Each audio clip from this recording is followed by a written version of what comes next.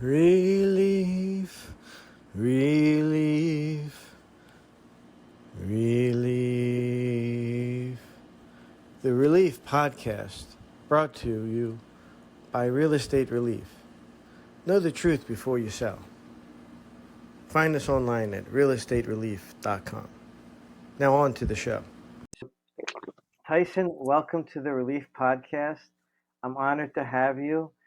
Share your story of anything you'd like to, because you have a lot of expertise and you've done a lot of work with many people and on yourself.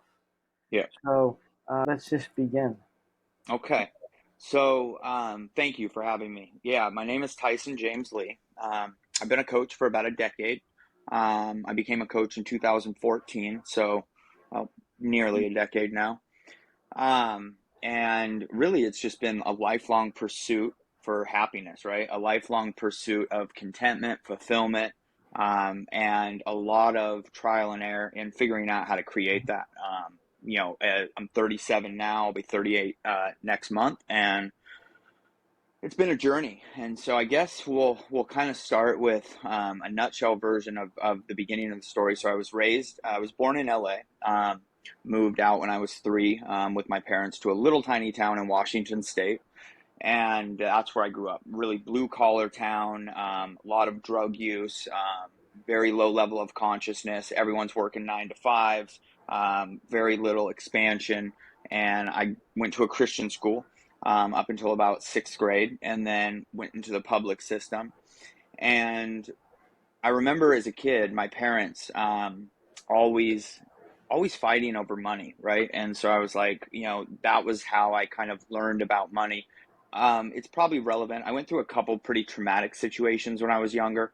One of them was my father coming home late at night, my parents arguing one time, and watching him stick a gun in his mouth and say that he was going to kill himself. And I think that that's relevant because I've done enough work. So I ran out the backyard, jumped over the fence, went and hid behind one of those big blue trash cans before my mother called the police, and they ended up finding me. But I remember sitting there thinking, and this is what we do as children, thinking, what the fuck is wrong with me? Like, why would my dad not want to be here anymore? What's wrong with me? And right there, I kind of formed this belief that I had to be somebody that I actually wasn't, to gain the approval of others, but also to not hurt others. And so I really took on a gnarly belief right there. And then we go on, and I go through life. My parents got a divorce when I was around 12 or 13. And at this time, my dad was my hero, and I loved him. And it was really difficult. I had 2 younger sisters. I now have 3, but I grew up with 2 younger sisters. And Brittany, the one that was closest to me in age, was like my mom's little princess. And I don't fault my mom at all for it, but there just wasn't enough mom to go around for 3 kids, right? So I was kind of left to my own devices. My father wasn't around. I wasn't getting any structure, and I was in a lot of pain. And I really started to rebel. I really just, big time. Me and my friend used to go around the city and on our bikes and break into cars and steal stuff, and just really a lot of trouble. And around the age of 13 or 14, I found marijuana. And I remember the first time I ever smoked it, and I was like, oh, all my problems went away, right? And so we'll get more into the how I overcame substance abuse, but substance abuse for me was never really about getting high. It was about feeling safe. It was like, I smoked this stuff, and then all of my problems went away. And I didn't feel the tremendous amount of pain that I was feeling because I didn't know how to cope with it as a young man. And so, I had no idea at the time, but, that kind of propelled me into years of coping with my emotions through substance abuse, so in my early 20s, I built an illegal operation from Seattle to Sacramento. This is how I kind of created my power and created authority. I made multiple millions of dollars selling marijuana from Seattle to Sacramento. Over 70 people working for me. It was a and was kind of a mini Scarface, so to speak, and really just taking life by the balls, right? Like really getting excited about it as a young man, thinking that, oh yeah, I've figured this out. I know how the world works. I know how to create power, right? I know how to get people to listen to me. And, it felt good. And it was the only way I was ever able to really feel good about myself. And so, fast forward a little bit, that all crumbled down. I got severely addicted to opiates, and opiates were my drug of choice. And I'm now really involved in a lot of work with helping people overcome opiate addiction. And it was kind of during the Oxycontin epidemic. If anybody else is struggling with this, there's a great show on Hulu called Dope Sick, and it was a one season thing that Hulu did, but it goes into the whole Oxycontin epidemic, and it follows big pharma and what was kind of going on. And it really wrecked me, and then that opiate addiction turned to heroin, and my organization started to crumble, and I eventually got caught, and I went to prison. And prison was where I found fitness and personal development. And so that's kind of the beginning of the story. I wanted to stop to see if you wanted to interject or if you just want me to keep No, on going. it's no. I could listen all day. I mean, I'm waiting for the next chapter. Like we all have Hmm. chapters in life, right? Hmm. And we can live in the struggle, Hmm. right? And we can have a victim mentality our whole lives. And sometimes it's okay, right? And sometimes you're Yeah. like, yeah, it's completely okay to accept that bad things have happened in your life. But you're Hmm. like, what did you learn? How did you grow?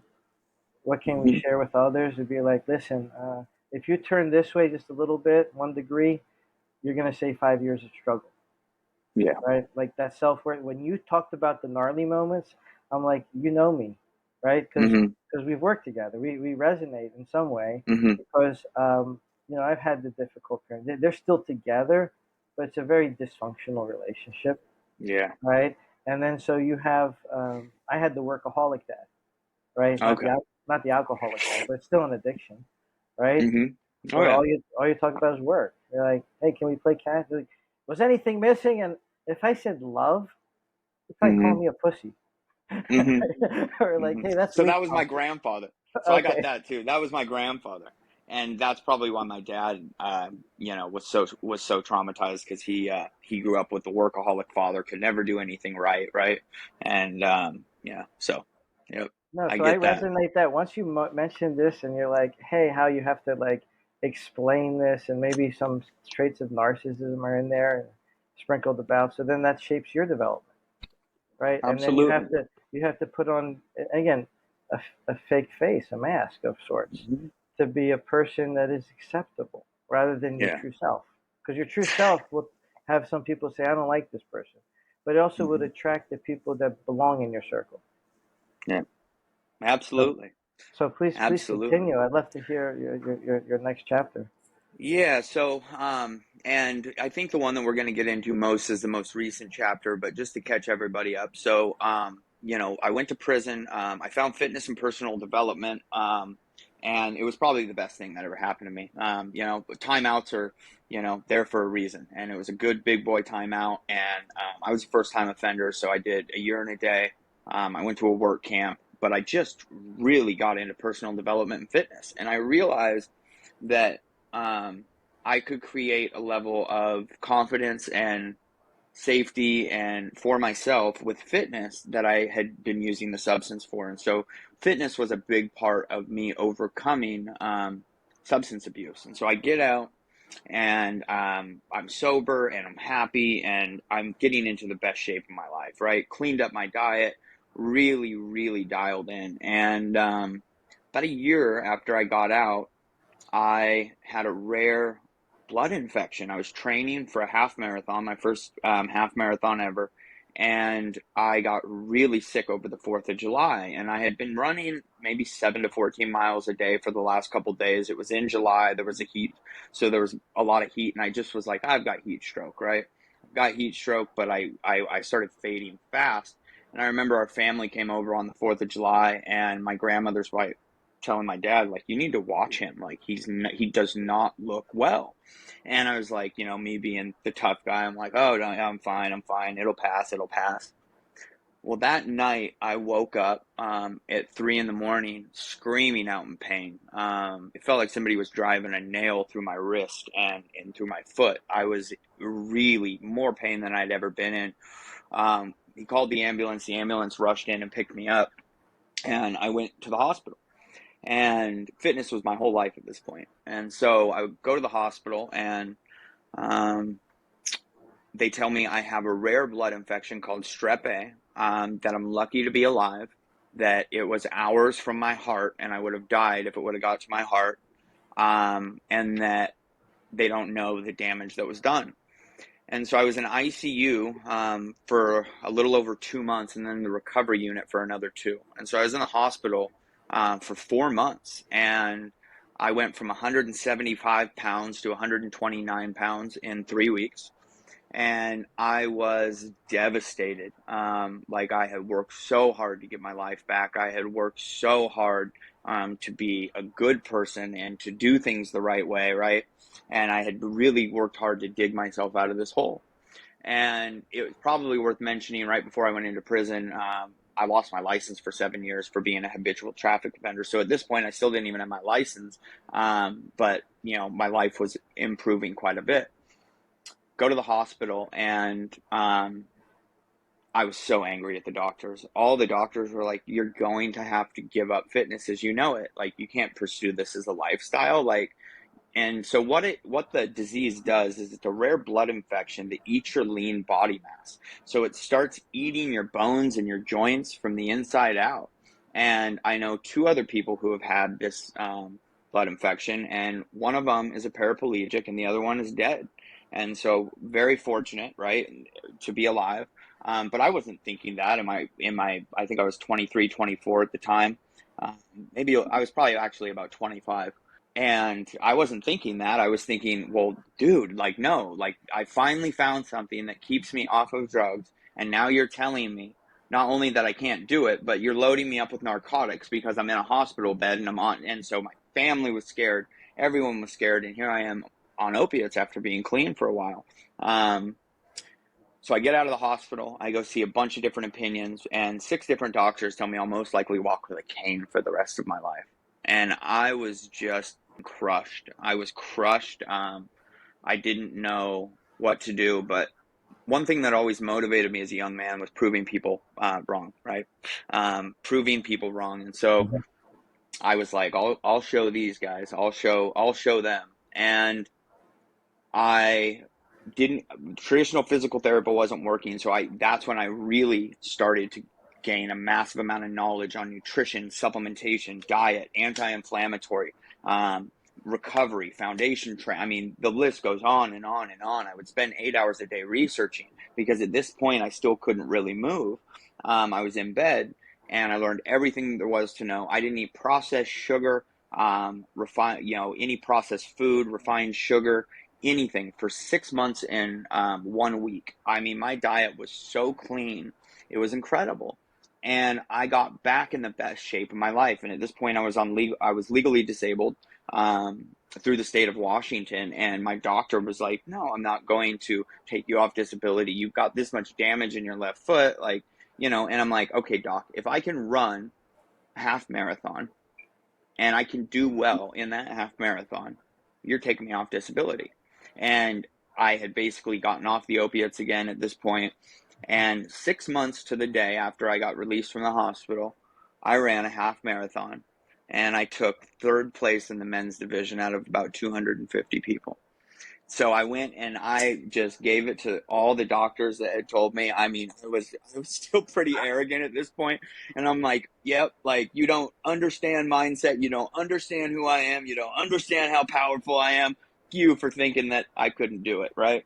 And thank you for motivating me, right? Thank you."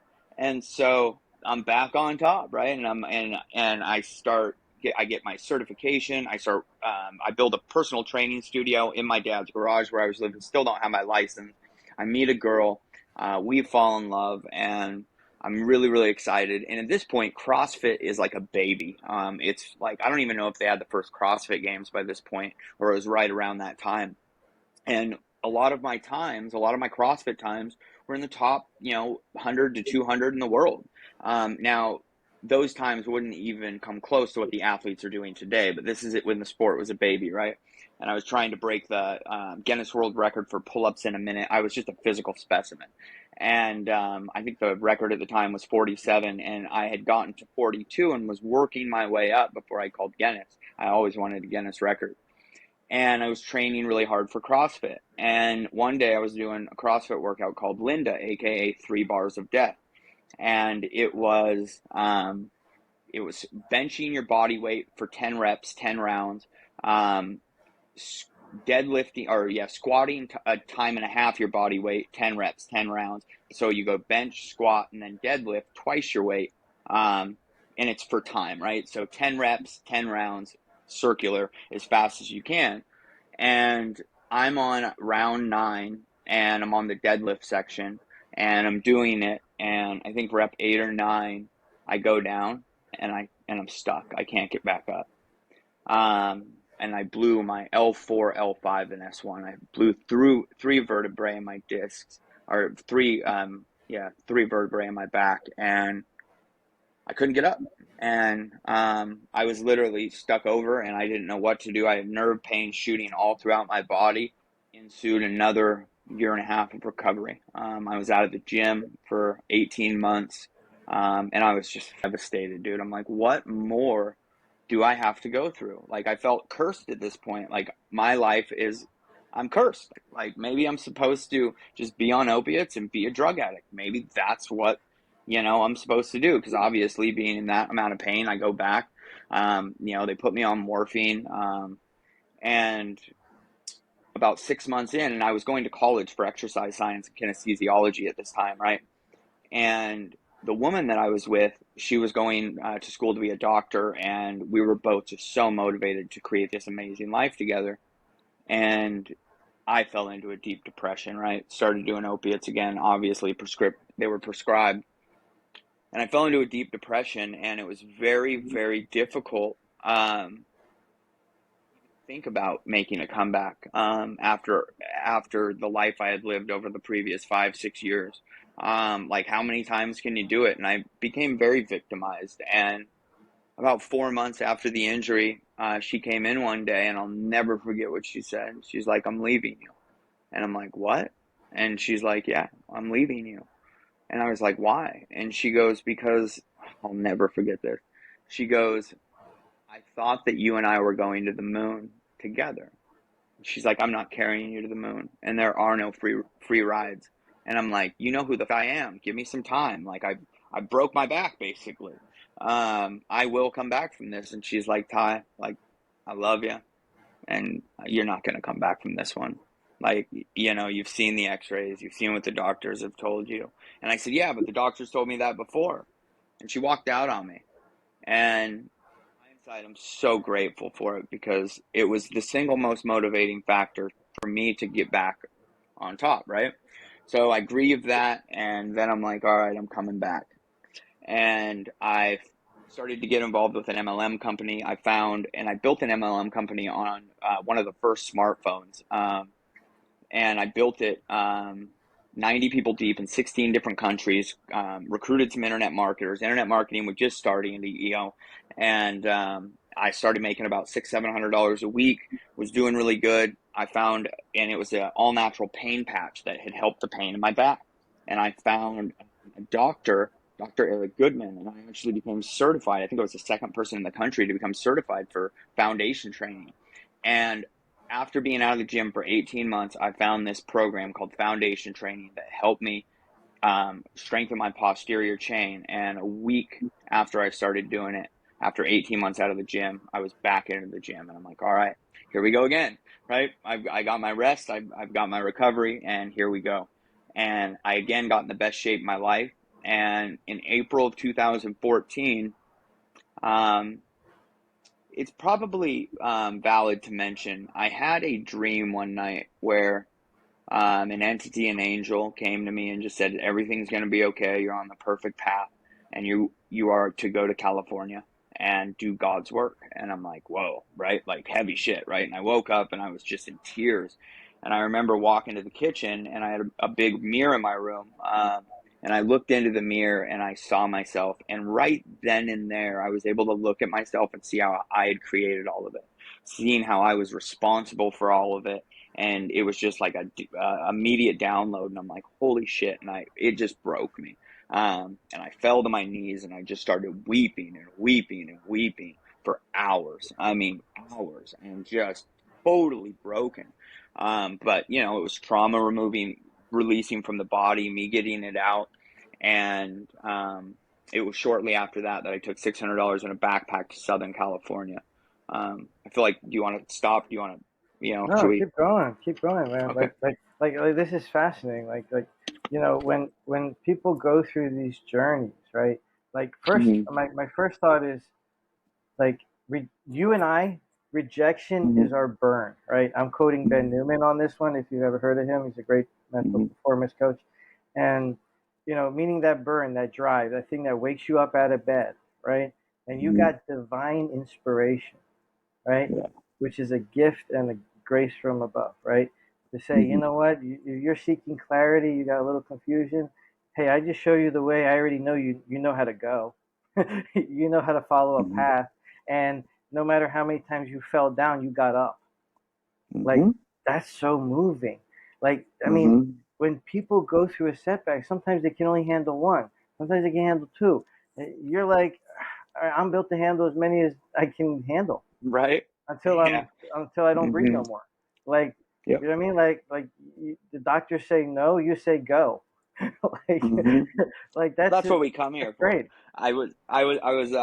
So there's an intuitive that I meet with once in a while. She's brilliant. I don't know if you know what Akashic record readings are, but anyways, Yeah, your really, life really record. gifted. So you're saying, so to lean into that for a moment, like predestination, right? So I believe that it was I built for this, but I chose this, right? And Mm, that's the ultimate power, right? Like where it's like, no, no. She was like, you really did. You chose life on expert level 5. Like you're getting five lifetimes of growth in one. She was like, you're insane. Like your soul's crazy. Like you literally programmed the most difficult, hardest journey and you're just excelling through it. Like she's like, it's brilliant. It's brilliant. And like the one I want to expand on is this last 18 months. So I go out to California and I'm committed to rebuilding my life, and but I need to get out of Washington. So I'm out in California. I go out there with a buddy of mine that's in internet marketing. I'm sleeping on the beach for the first week. We get a place, and I start training in a gym. And kind of make a long story short, he ends up having to go back home. His dad was diagnosed with colon cancer. Thank God he's still alive. We're still good friends today, but he had to go home, and he was like, dude, I don't think you realize how valuable your experience is and how much wisdom you have. You should be getting paid to teach this shit to people. And he was like, I've got to go, but give me a piece of advice. And I can't even remember the piece of advice I gave him, but I gave him a piece of advice, and he takes out his checkbook. He writes me a check for $1,000, and he goes, here you go. It was worth every penny. And, kind of showing to me like how valuable, what I do is. And so I was like, cool. So I kept building the MLM company. I was training in the gym, and then the gym I was training at, I built this amazing client portfolio. I had like 30 clients. All my clients started to call me like, dude, I was charged 4 times this month for my monthly membership. I'm like, what? And I'm like, so I go to the owner of the gym and I'm like, what's going on? He's like, I don't know. Go talk to Nancy. She does billing. The dude was a crook, and he was billing my clients multiple times because I wasn't doing the billing. I was just a trainer in the gym. And then my clients didn't know what was going on, and so it broke trust. The gym shut down, and I'm like, oh man, what am I gonna do? So I find a room for rent out in Temecula. I'm out in San Diego at the time, but that's inland, not by the beach, not where I wanted to be, and I'm going broke. I've lost all my clients. I'm going broke, and I've literally got $300 left, and I'm like, I've got enough for a one-way ticket back home, and I was about to stick my tail in between my legs and go back home. Robert calls me. He's like, dude, I'm doing lead gen for a company called Clients on Demand, Russ Ruffino. I'm sure you're aware. And it was right at the start of Russ's company. I'm doing lead gen, and I talked to the sales manager, and I told him you can sell anything. And I've got you an interview. And I'm like, seriously? He's like, it's a $10,000 course. You get $1,000 for each deal you close. And I'm like, well, I'll give it a shot. So I met with the sales manager. I did nothing for a week but train. And I think the top sales guy working for him was doing like 4 or 5 deals a month. So I do my training, and the sales manager's like, sure, I'll give you a lead. I can't imagine that it was my first high ticket sales call that he gave me a good lead, but I closed it. I closed the first sale. I called him back, and I'm like, dude, I got the credit card. He's like, what? And I'm like, yeah, dude, I got the credit card, 10 grand. I'm like, run it. And so he runs it, and I go off and I close like 14 deals in the next month or so, making about $18,000 with the bonuses and everything. And I'm like, sweet. So then I start moving into the high ticket sales space for coaches and consultants. And I have a penthouse in a resort overlooking the ocean in Oceanside, California. I'm like playing wolf. And this was great. Robert was always like, you're like the wolf, but with a soul. You're like the Wolf of Wall Street, but you have a soul, right? And at this point, I'm still, engaged in drinking, and I was living kind of a Wolf of Wall Street lifestyle, and but out at the pool every day, closing deals, and I start crushing it. And they're like, do you think you can teach other people to do this? And I'm like, absolutely. And so I bring on some guys and I train them, and then we're using this LinkedIn software, and I'm generating leads. And now I'm not even having to get on the phone, and I'm just making thousands of dollars with my guys closing deals. And I think the sales manager was getting cut out of money is what happened. So I got a phone call one day, and he's like, hey, really happy with everything that you've done, right? Like, I was really integral in helping Russ build that, the beginning of that company. And he said, you're still going to make money on the deals that you close, but we can no longer pay you the $500 that you were making from your guys closing the deals. And I'm like, what? And I was just pissed. And I'm like, well, if they're out of integrity there, how do I even trust them? So I started to figure out my exit, and I've been doing sales for them for about 8 months at this point. And I started to make my exit and told all my guys, all my guys were like, we're coming with you if you find another gig. So what I did was I found another marketing company out of Australia, Social Empire, Mark Middow, and he basically had the same program Russ did, but for 4 grand, not 10 grand. And so what I did is I had a shit ton of leads, right, from people that couldn't afford the 10 grand. And so I went through all of those for the people because I took notes on the people that were like, yeah, I just can't do 10 grand. If it was a little cheaper, I'd do it. I really need it.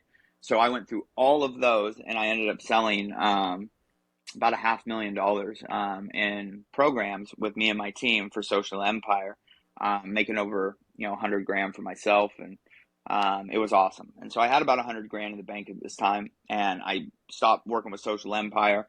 I went through all the leads, and I was going to build my own sales company. So I'm about to build my own sales company, and I get this call from this woman named Marcy Locke. And Marcy is a millionaire female coach that has a mind body program. And she's like, hey, I heard you're the best high ticket closer out there. She's like, I have a program and I can't find anybody to sell it, but you can. I was like, okay. And it was a $15,000 90-day group coaching mind body program. And I was like, well, no wonder you can't find anybody to sell it. That's pretty damn ridiculous. And she was like, you want to give it a shot? And I said, sure. So I started taking leads and I started closing deals for her. Marcy hired me to run the back end of her business. I did things like speak on stage with Les Brown. I learned everything there was to know about coaching. Marcy had a couple $1 million months. She was charging $250,000 for personal coaching a year. And I learned everything that there was to know about mindset, transformation, all of it. I ran the back end of Marcy's business for about 3 months, and then Marcy and I got into a relationship. We dated for about a year. We lived together, and I learned everything about coaching. And I was making less money per sale with her, and she said, once we get the company to a certain number, I will give you a percentage of it. And I was like, that's what I was working towards. So we get the company to the number, go have the conversation. It was her baby. It wasn't happening. Well, she taught me to, not be a victim and create what I want in life. And so I said, okay. let me see what I'm going to do. Well, she had really encouraged me to do social media content. So I've been doing daily Facebook posts and videos at this point before the coaching market was flooded on Facebook. Mm-hmm. And this was in 2016. And I said, fuck it, I'm going to launch a fitness program called TyFit. And I'm going to see. And I made a couple posts about it. I ended up filling my first group in 48 hours, 12 spots at $2,500, making over 30 grand for myself. And I didn't even have a program. And I'm like, oh my God, this is incredible, right? So that's how TyFit started, my first coaching company. And I told Marcy about it. She was really hurt. She was like, well, and I'm like, I'm still going to help you, but I've got to do my own thing and grow in my own way. And it was really hard for her to deal with. And she went on an event she was doing. I was building out. So I built day one, the day before the course started. I built day two, and my clients were on day one. And that's how I built my TyFit course. I built that. And Marcy got back from the event. I had already packed my bags and bought a plane ticket. And I just told her, hey, I'm going to go do my own thing. And so we separated and went our own separate ways. And then I went off. I got a place in Arkansas, nice and quiet, to build my company.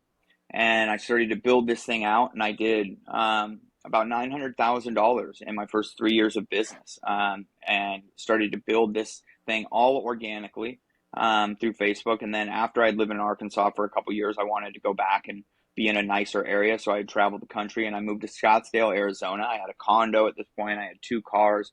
I was living it up. I had about $180,000 in the bank. Life was good. And I was like, I no longer want to do sales. I no longer want to do marketing. All I want to do is coach my clients. And so I had a full-time virtual assistant. I had a full-time assistant that followed me around, did my social media content. I had effectively made it. And I was really happy with life. And well, no, that's not true. I was not that happy. So I basically launched all these systems, and we got a CRM, because before it was all me doing everything. We got a CRM. We launched a campaign, and in the first day of the campaign, my sales team brought in $42,000 in a day, and I was like, crazy. And I remember sitting out in my condo, having a mixed drink and a cigar in celebration in Scottsdale, looking at my pool, and I was miserable. And I just started crying, just broke down again. And I'm like, there's got to be more to life than this, right? Like, I had achieved everything that I thought I was supposed to achieve to create happiness. And the thing about me is, I never wanted the money. I never wanted the cars. I never wanted the women. I wanted the fulfillment. I was trying to create this wholeness inside of myself. I had always felt like something was missing. And it was like I got to the end of the rainbow, Demetri, and there was a pot of but there was no gold in it. There was a leprechaun flipping me off, pointing me to another rainbow. And that was when it hit me. Oh shit. Yeah, they say it's about the journey, not the destination. I was so destination driven. So next check mark, next check mark. I was so upset that I had worked tirelessly day and night to create what I thought would bring me fulfillment, that I said, I got a phone call about 2 hours after crying that my mom was diagnosed with terminal cancer and had 6 months to live. And I just lost my shit.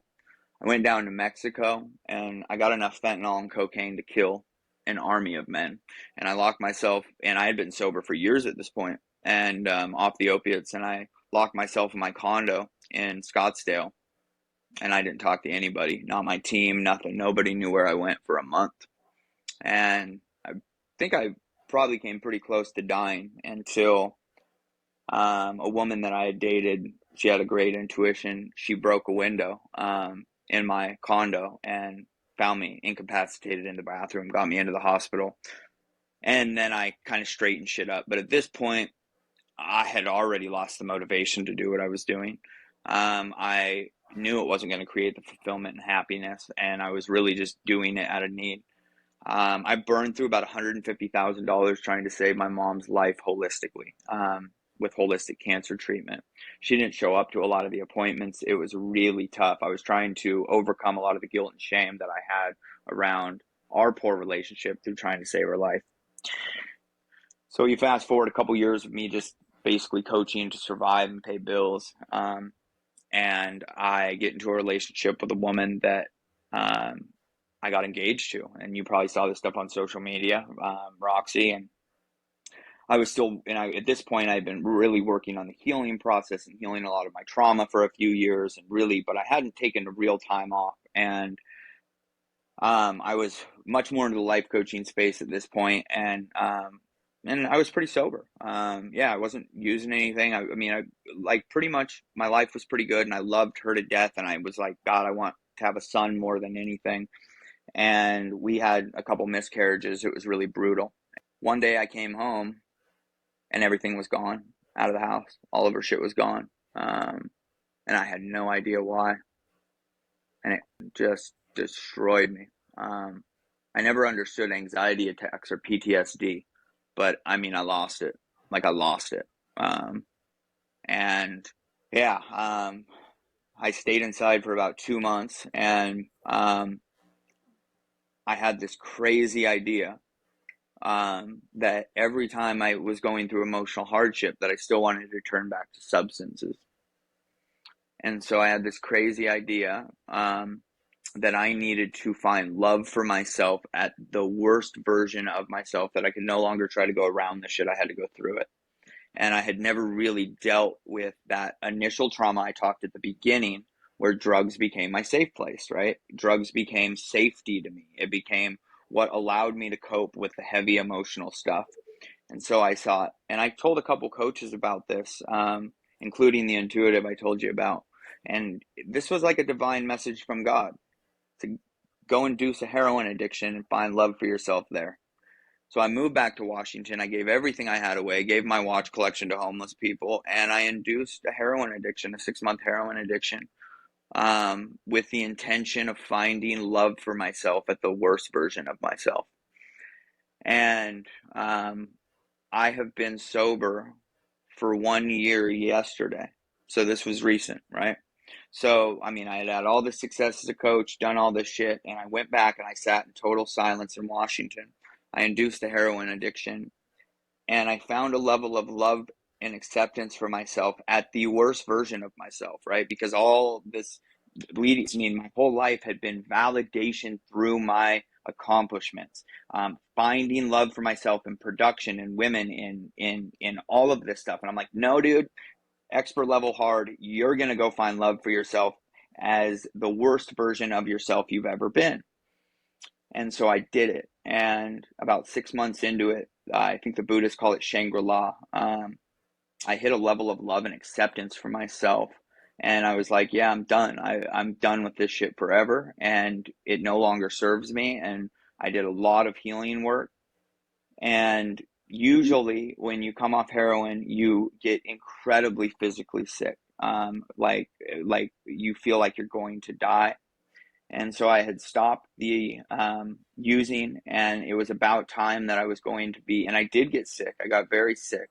And I'm going to write a book about this, just this experience. I got very sick for about 2 days, and it's supposed to last about 4 or 5 days. And in the middle of that sickness, there was a point where I found this level of love and acceptance for myself, where I'm like, it's okay if it never gets any better than this. Like, it's okay. If this is what I get to experience, I can love myself here. And it shattered. My whole reality shattered. It shattered. Like, everything just shattered. And I felt this love come over me that I had never experienced before. And the pain all went away. All of it just went away. And I went through this 2-month period of just pure enlightenment, just pure joy, pure love, pure bliss, where I was like, what would I even do with $1 million? What, it would never get better than it is right now. And I just had this tremendous love coursing through my body, this bliss, this ecstasy. And I literally walked around for 2 months without a care in the world. Like, I didn't care what people thought of me. I Mm. didn't care what anybody, I just didn't give a shit because I had found it for myself.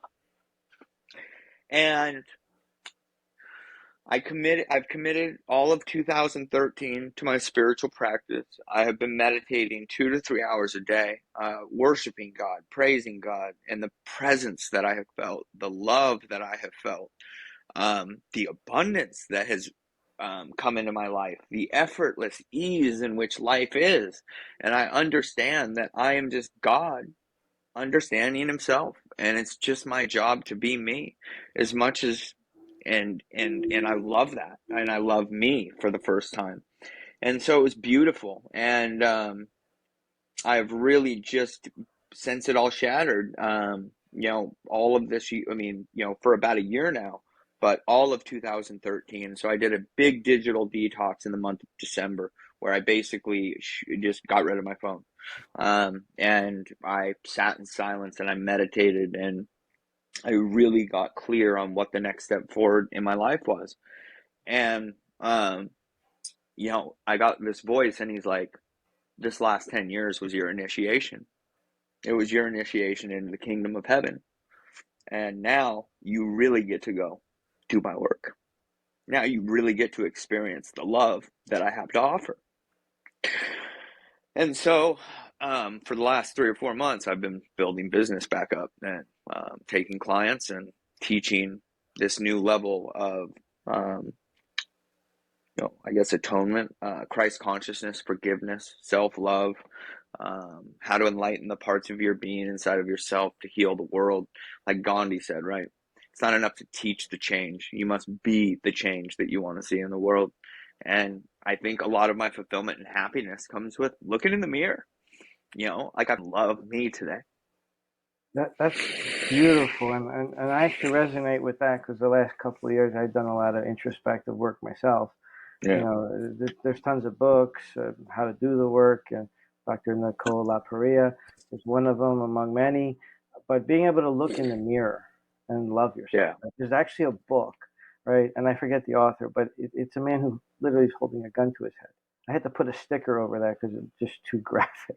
But it's Yeah. called Yeah. Love Yourself Like Your Life Depends on It. Mm, So, yeah. being able to look in the mirror and say, well, meaning, am I happy with myself? Am I happy with my choices or the Mm, people I'm around? Like, is this who I was born to be? Right. And there's that mm-hmm. moment of reflection where you're like, I know I was built for better than this. Right. Mm-hmm. And sometimes I've been told by a friend of mine, he says, look deep in the mirror, like your eyes, like stare into your own soul Mm-hmm. if you can, Yeah. and then say that today's going to be a great day, and like have that positive intention, right? Like this Mm-hmm. morning, I woke up with a positive intention. This is going to be a wonderful day. Boom, Yep. have a great sales meeting, right? Meet a tenant, right? Who's gonna fix up my apartment building, and he's moving in with his son. Oh, great, accountability, right? And teaching a guy who can fix things around my house and put in mortar, like things that I've needed. Okay, Mm-hmm. a Yeah. mutual need. This is law of attraction, right? Mm. Yep. I mean, Absolutely. and again, we can all quote Bob Proctor. I've met him just in passing, but this whole energy, raising your vibration. Mm. To quote David Meltzer, I've worked with and praise all the time. When you clear that interference, right? Whatever Yep. that was. Everyone has different journey. I'm 42. I'm 5 years Yep. older than you. It don't matter how old you are, right? Mm-hmm. There's redemption. There's a greater you inside. There's waiting to come out, right? And now this is your gift. You've been challenged. You've been tested hard, Yeah. so Yeah. hard it would have killed. It's killed people, right? It has, Yeah. right? Yeah. And you For sure. because you're a numbers guy, right? You go in the numbers. You're Yeah. like, Yeah. this isn't supposed to be. God wants Yeah. me here, right? I mean, Mm-hmm. I have some bad choices. I shouldn't be alive either. I made some choices that should have resulted in Yeah. death, right? But I thought at the time even God didn't want me, Mm. right? Imagine having such a low self worth, right? Because my whole Oh, life, I thought the same thing. Yeah. we compare ourselves with others, and as Ed would say, Ed Mm. Milet, like comparison is the thief of joy, It right? is. Yeah. And I've sat there like, well, how come they live that way, and how come they have that, and that I don't have a son. That's nice. And you're like, well, my path is my path, and when Hmm. things are meant to align, they will happen to you, right? But trying to force things to happen, chasing behavior doesn't attract anything. It's Yeah. desperate. Oh, I want you back. Well, you're already gone. Hmm. It's like there's no sense in changing. Now we can Hmm. change ourselves and then Hmm. attract our highest Hmm. light, right? So now when you're Yeah. working with a student, right, and you say, listen, whatever setback you've had, I've had too, or worse, right? And I'm living proof that you can come out of it, that you Hmm. can rebuild, right? Because it's not like you you you pushed the rock up the mountain Hmm. and it Yep. rolled over on you. Okay, it didn't fall Yep. down; it rolled over on you, and you Hmm. kept getting up and getting up and getting up. So, I Yep. mean, talk to that person who's going through a struggle right now that they don't want to communicate. Yeah.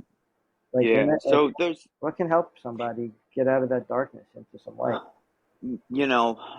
yeah, we should move into the lessons. I mean, I've always been a great coach. And I've been helping people for 10 years. There is a different level of it. Look, we come here for adversity. Whatever you want to believe, I'm not trying to here to change somebody's, but life is equal parts good and bad usually, and it's about what we do with them. Um, it is so critical to learn emotional intelligence and to learn to cope with the lowest levels. And so, a lot of my intention in inducing that level of pain through the addiction was like, dude, you can't handle the guilt, the shame, the anger, the frustration, the resentment, because these are all the states in which you go sedate to, suppress the feeling or to change it. So we all have this. We all go through the full spectrum of emotions. We're emotional beings.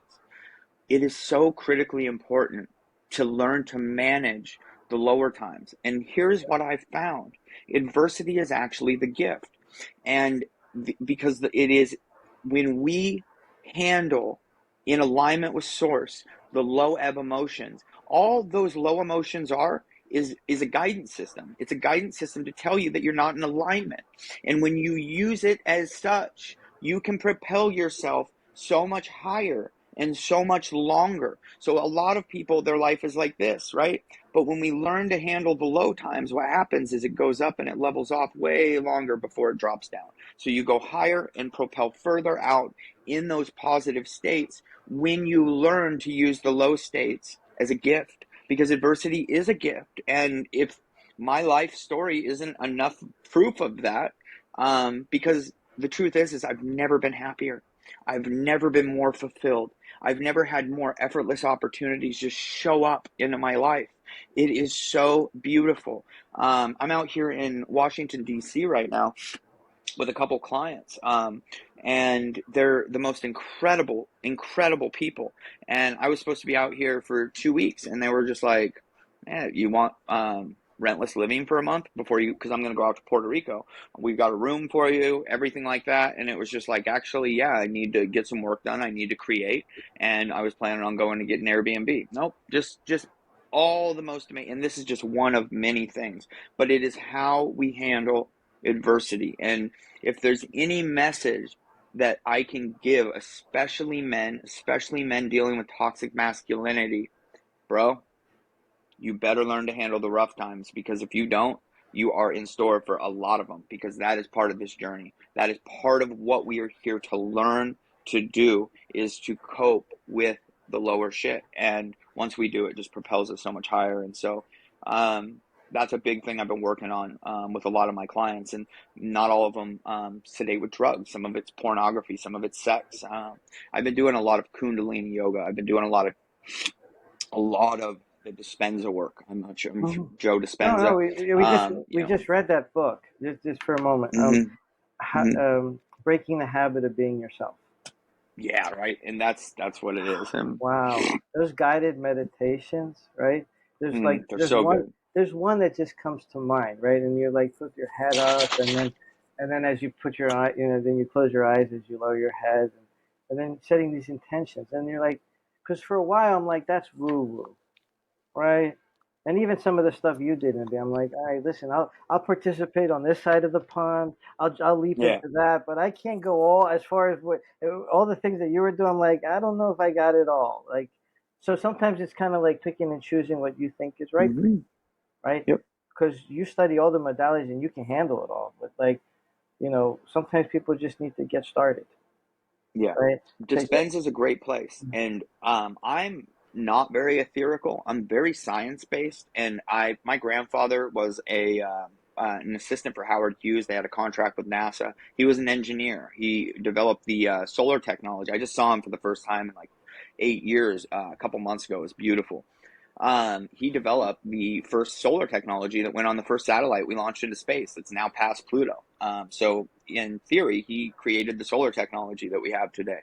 And I am a human engineer and I am very science based. I am very rooted in science. And so I've studied quantum physics, quantum mechanics, metaphysics, and the truth is that science is merging with spirituality. And so really wasn't until we started to get a lot of that information that I really started to get deep into it. But yeah, I've got to see the proof, right? I'm very much a human being still. I'm very much rooted in my mind and my body, but and another really valuable lesson is our head from the neck up is 10% of us, right? And we seem to live 90% of the time in our head. The dispenser work taught me that we have, so I've always known the gut brain connection, that we have more neurons in our gut than our brain, but we have 5 times more neurons in our heart than in our gut. And so it is about this gut heart brain connection, the trinity, the father, the son, you can look at a bunch of different religions in a bunch of different ways, but mind body spirit complex, Ra and the law of one. This is what we are: the mind, the body, and the spirit. And understanding that all of this needs to be connected, and understanding how to connect that, and living the body intelligence that we have, the intuition and how it guides me. I have like an internal GPS. People that spend time with me are like, this is insane. Like, we're in a parking garage, like that's 5 levels. And the other day, and I was just like, the car's over here. And they're like, how do you know that? I'm like, they were like, we came in the other side, not the same side. And I'm like, yeah, the car's over here. And they just walked straight to where I was pointing, and the car is, because I feel I guide myself with this and with this and with my body. And the body intelligence, understanding how to connect and use the brain and the ego driven by the heart, is critical. Because most of us are up in our head. This is used to store knowledge, not to make decisions. Not to make decisions. The smartest individuals, the most successful individuals I know, have made the hardest decisions in their life coupled with emotional mastery and intuition. And so mastering those emotions, emotional mastery, so you're not cluttered with confusion and you have the clarity to operate, with, I guess, divine intervention and clarity. But we have a mechanism in our body that expands and contracts. And so when I know that I'm headed into a situation that isn't where I'm supposed to be, my body constricts and it gets tight, and I can feel that. I'm tapped into my body where I can feel that. And truth has a higher frequency and it creates expansion. So if you're struggling and in life and you're constantly finding yourself in the wrong place at the wrong time, not the right place at the right time, check your internal guidance system. Do some work on removing neurotoxins out of your diet. Clean up the shit that you're watching on TV. Start ingesting better content. Ingesting better food. Start meditating and clearing your head each day. Most people's head is so full of shit that they can't fit anything else. There's a really great movie that I'd love to recommend called The Peaceful Warrior. It's about a true story. It was a book, but it's about a guy named Dan Millman who shatters his leg right before he was going to qualify for the Olympic trials as a gymnast. And it's his journey back, but it's his journey back through consciousness. And it kind of covers the 4 phases of life, which are: life happens to me, life happens for me, life happens through me, life happens as me. And those are the 4 phases. That's the hero's journey, the 4 phases of life. Life happens to me, victim consciousness, like everything's happening to me. Life happens for me, kind of the manifestation stage. Say it, believe it, and it will receive it, right? And then life happens through me, channeler consciousness, which is like, well, this is not me, I'm just a vessel, God's working through me. And then you kind of come full circle at the last phase, life happens as me. You are God experiencing himself, and you are just a fraction. You are just one piece of the I am interconnected network. And people always say, oh, we're plugged into the matrix. No, no, no. The matrix is plugged into us. We're the matrix. The matrix wouldn't exist if it wasn't for us. The people are the product.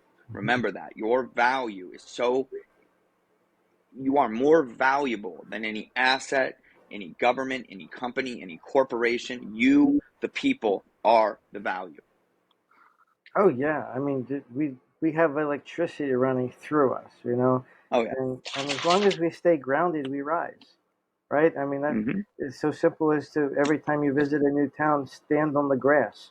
It's Mm-hmm. just like basic things, and like, what would you Yep. want to tell somebody, like, because people have, even including me, like building routines, disciplines, habits, Oh, waking up yeah. in the morning, going to bed on time, like things that don't sound boring. To me, that discipline sounded boring, right? Hey, you have to wake up at this time and then go to the gym, or Mm. you don't want it, or you don't want to succeed, or Okay. you're not going to have it, right? And so, Yeah. try to break some of those myths around fitness and better health when people Okay. have live in their excuses.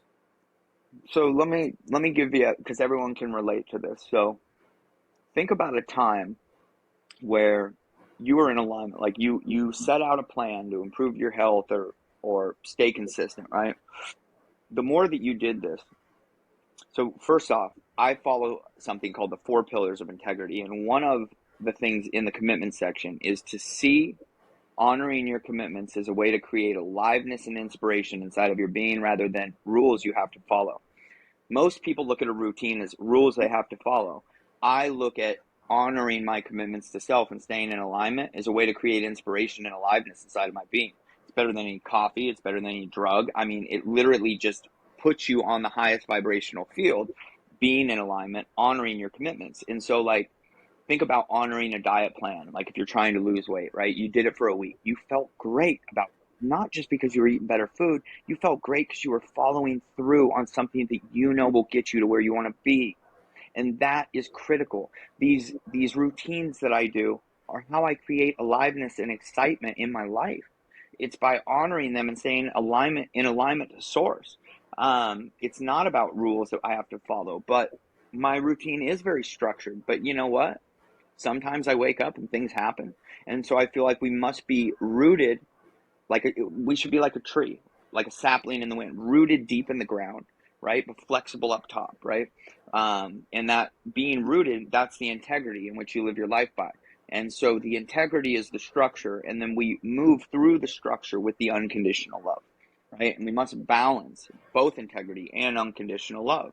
And so, if you're seeing honoring your commitments or building these routines and these habits as rules you have to follow, we're all in some way rebellious as human beings.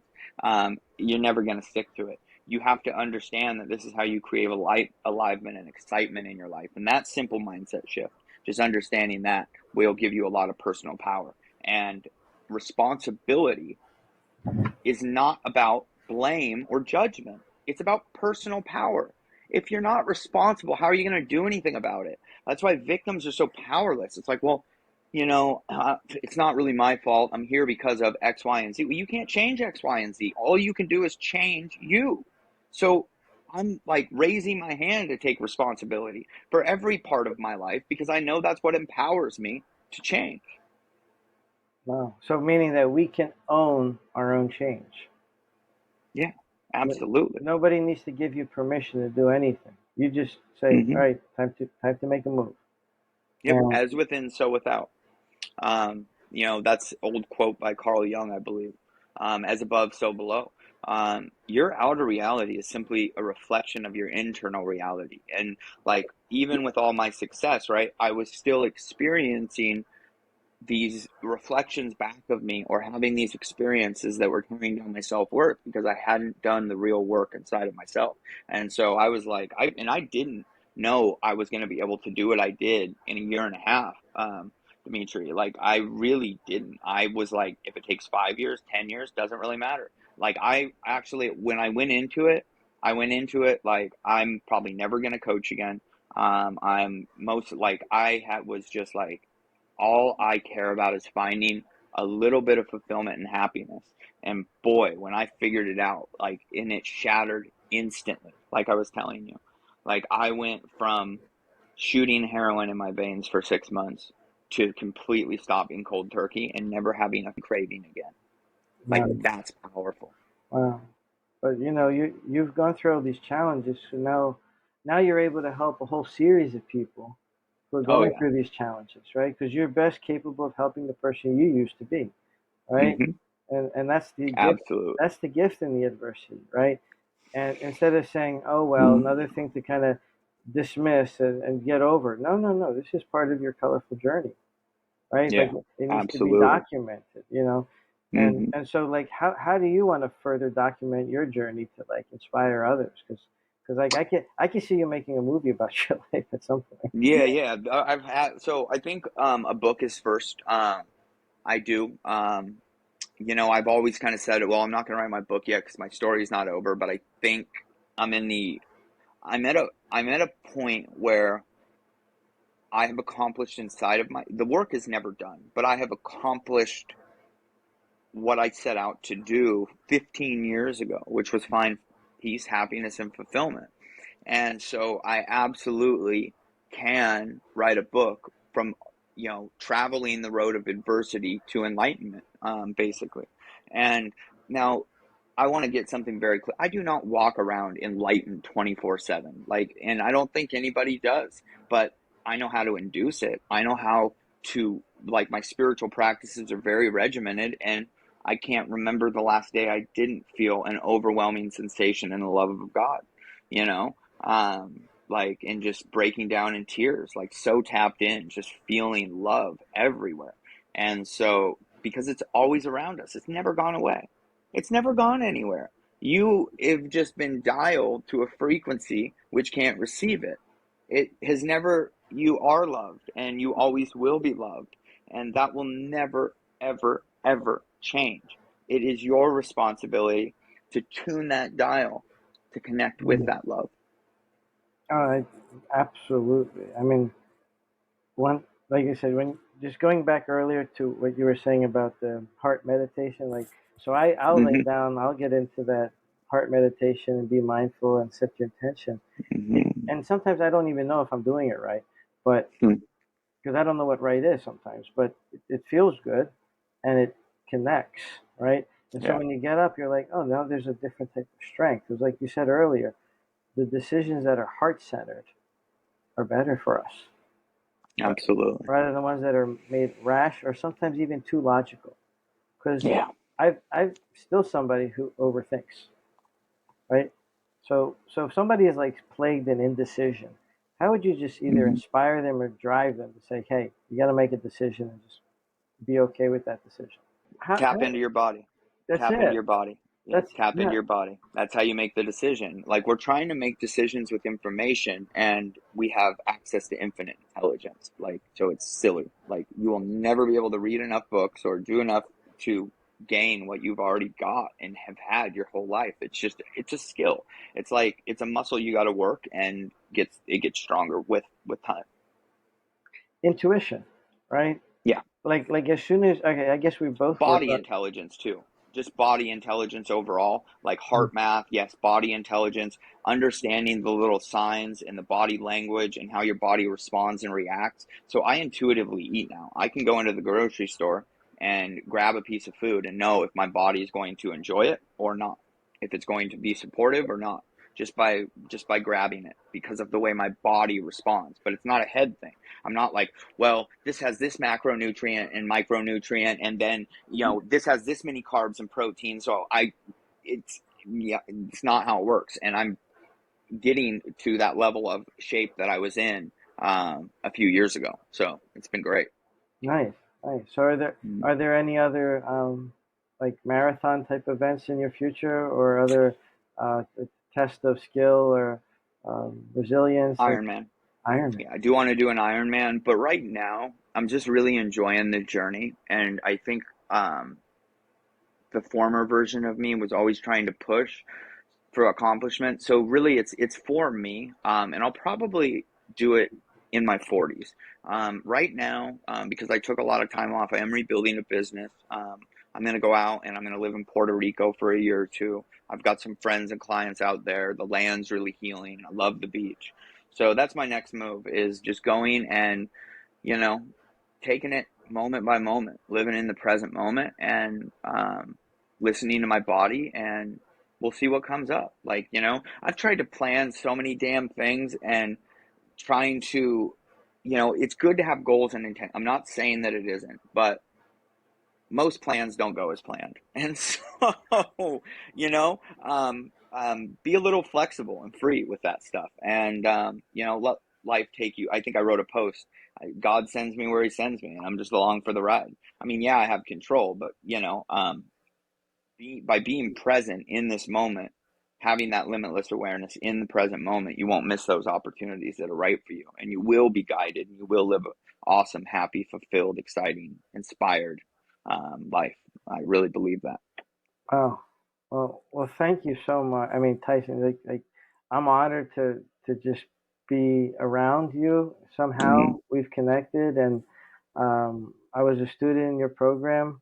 Um, I'm definitely happy for these wins and this growth. Like the moment the Mm-hmm. camera turned on, like I said, our sense of intuition is pretty sharp. It's like, hey, you look good. Like, hey, you look good too. Like, all right, that's Mm-hmm. mutual men praise, right? Because Yeah, yeah. noticing the growth, the work, Mm-hmm. right? Yeah, Saying that same God in the valley is now smiling as we're higher up mm-hmm. in the elevation, right? Absolutely. And then we can It is soar. wonderful, man. And you are my first podcast since I've been back. So I've only been back to work since the beginning of April. Yeah, So but yeah. you're ready. You're built for this. Yeah, oh, yeah, yeah. Oh, yeah, of course. Yeah, but Better than ever. Like you're. absolutely better than ever. I mean, so what kind of clients do you seek to attract? So I love working with men who, or, I've taken on some women clients. It would have to be the right. I typically do work with men now. And it's men that have pursued their entire life making the money, building the businesses, creating the family, but there's still something missing. And they're still constantly trying to validate themselves with their achievements and with their productivity, and that's a very defeating journey. And so men that are ready to find something bigger and better and deeper inside of themselves, men that are really, really ready to commit to their own growth and their own expansion, and truly living a life of unconditional love structured by impeccable integrity. That's needed. Like Mm-hmm. that builds communities that last, that create Mm-hmm. legacies and impact and heal the world. Because it's a time Mm-hmm. right now where there's a lot of division, and when somebody addresses that missing pillar in their foundation, now their building is strong. Now they don't have self sabotage behavior is less likely to happen. Um, Mm-hmm. it's kind of like a Jenga board, right? Like Yeah. I need to raise it up. Well, to raise it up, I have to take something out of the foundation. No, we don't do that anymore. Nope. You're not going to the next step unless you address this childhood issue. Yeah. Well, why do I have to do that? Well, that's the pain, right? And you're Mm-hmm. probably already aware of this at a more deeper level, but I asked the anesthesiologist once, what percent of pain is emotional? He said probably half. Mm-hmm. So I would imagine even go and how, say what maybe would you even say? more, but yeah. Okay, so yeah, because you've been on that side, right?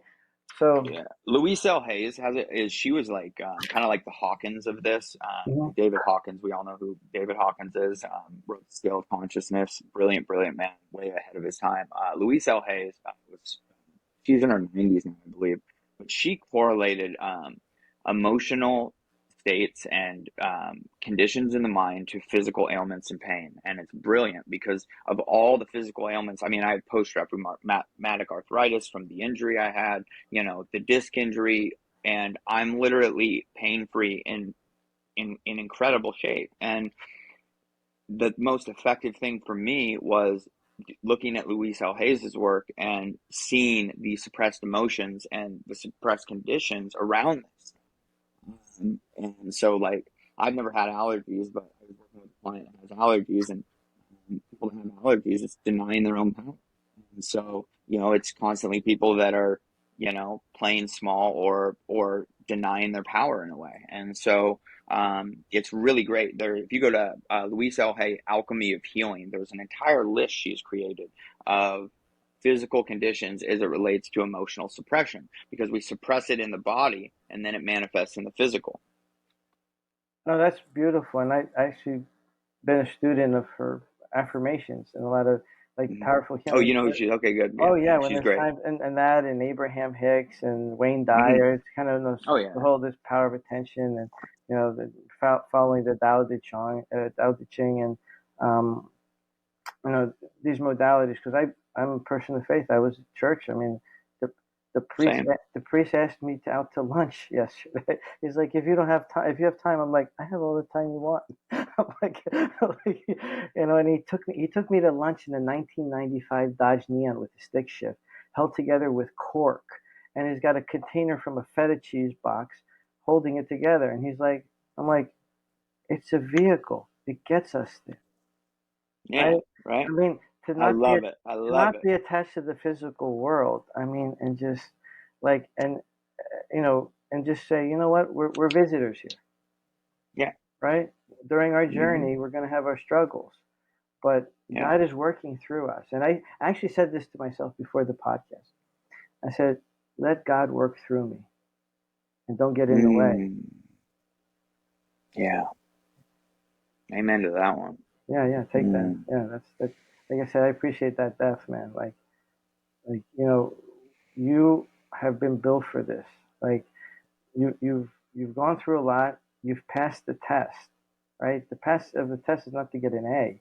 It's just to be okay and have mm-hmm. another day where you're grateful to have the at bats. Like, that's what I say. Even Yeah. when I'm like going deep in my struggle, instead of saying, "Oh, woe is me," right? Because those negatives stack the bad things I don't want anymore, right? hmm It's like, hey, I'm Yeah. grateful to just be in that arena and have another chance at it, right? And Absolutely. imagine the immense gratitude you have to say, you know what, I came out the other side.